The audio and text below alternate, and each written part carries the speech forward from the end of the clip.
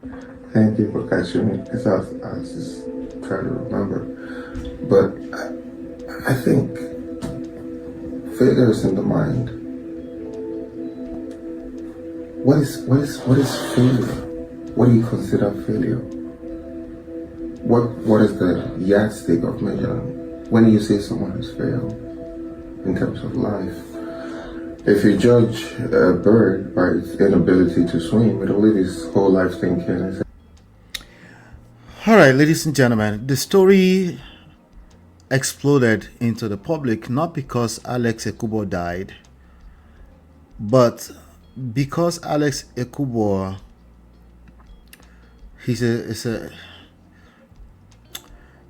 it's because of what happened after his death exposed one of the deepest fault lines in modern family life, particularly African. A beloved Nollywood star passes away at just 40 years old after a private battle with metastatic kidney cancer. And within days of his burial, a painful public war erupts between the family he came from and the family he created. Suddenly, the conversation is no longer about cancer, grief, or even loss. It becomes a battle over access, influence, loyalty, legacy, and who truly had the right to stand closest to him in his final moments.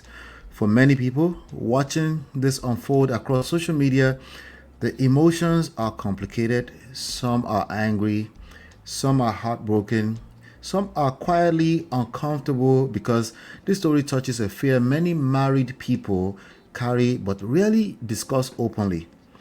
What happens when the people you love begin competing for influence over your life and even afterlife? What happens when boundaries that should have been established years earlier are tested in the middle of a crisis? And perhaps, most importantly, what happens when those questions are left unanswered until after you are gone? To understand why this situation has become so emotionally charged, we first have to understand who ALEXX EKUBO was. He was not simply another actor, he was one of Nollywood's most recognizable faces, a man admired for his talent, his charisma, and ability to remain relevant for years in one of the world's most competitive entertainment industries.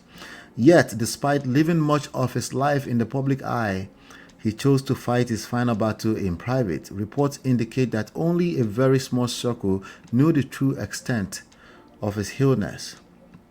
Trusted friends, close associates, and his wife and immediate household became the people walking with him through the darkest season of his life. Then came May 11th, 2026. ALEXX passed away after an exhausting battle with advanced metastatic kidney cancer.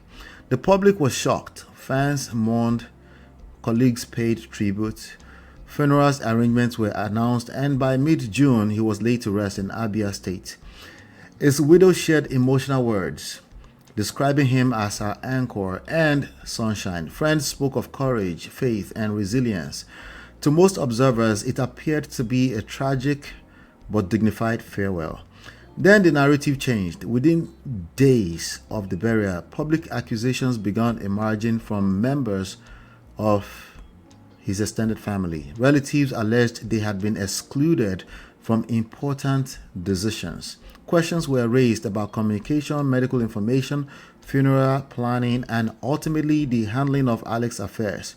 Social media instantly divided into camps as usual. One side argued that no family should be left in the dark regarding the illness and burial of a son or brother. The other side asked a different question: where were these voices when the man was fighting for his life in the hospital?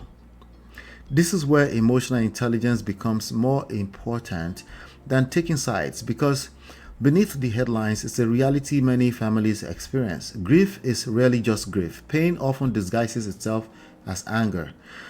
Hurt frequently appears as accusation. When people feel excluded from the final chapter of someone's life, they often begin searching for someone to blame. The widow becomes a target, the stepmother becomes a target, old wounds suddenly find a microphone. Unresolved tensions become public statements. This brings us directly to the first pillar of the GPS, grounding. A grounded person understands that marriage creates a new primary unit, right? This does not mean abandoning your parents, siblings, or extended relatives. It means understanding order. You see, in chapter 8 of Lola and I's book, Get My Marriage Back, right, which you can download. You can get access to it for free at getmymarriageback.com. We discuss how healthy marriages require a clear understanding of who occupies the center of the family structure. Without that clarity, every major life event becomes a negotiation between competing influences. The second pillar is purpose driven by pain. One of the most difficult realities of leadership is recognizing that pain changes people's behavior. A family losing a son at 40 years old is experiencing profound trauma. As you can imagine, expectations become heightened, communication breakdowns become magnified, small misunderstandings become major conflicts, potentially in the public. The lesson for the living is not to criticize grieving people. That's not the point here. The lesson is to anticipate how grief can affect decision making and relationships long before crisis arrives. The third pillar may be the most important of all: self-awareness and leadership.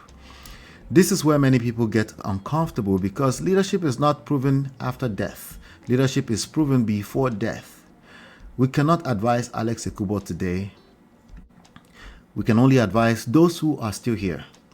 If you're building a marriage, raising children, accumulating assets, or creating a family legacy, you must think institutionally. Love is important, trust is important, but structures matter probably the most. A clear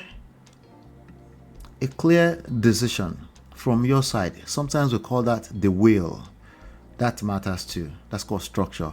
Proper documentation matters. Medical directives matter. Boundaries matter. Emotional intelligence without practical preparation is incomplete. And this is the deeper lesson. This is probably where it's hidden, right? Inside this heartbreaking story.